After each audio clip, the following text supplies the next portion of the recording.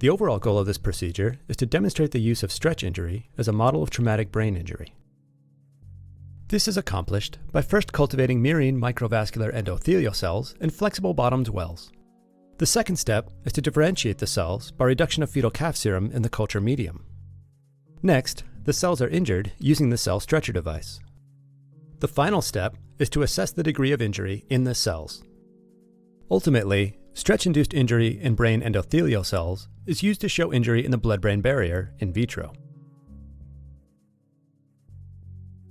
The implications of this technique extend towards therapy of traumatic brain injury because it models the actual impact that occurs during TBI in the blood-brain barrier using stretch injury of murine brain endothelial cells. Demonstrating the procedure will be Dr. Ellaine Salvador, a postdoc from my laboratory.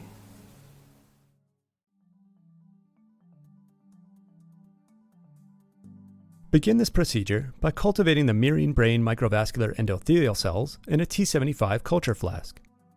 Change the medium twice a week until confluence is reached. Next, wash the cells with PBS. Then, remove the PBS and trypsinize the cells with 2 milliliters of warm trypsin EDTA solution. Incubate the cells at 37 degrees Celsius for 5 minutes or until the cell layer is dispersed. After that, add 8 milliliters of culture medium into the cells. Tap the flask several times to detach the cells.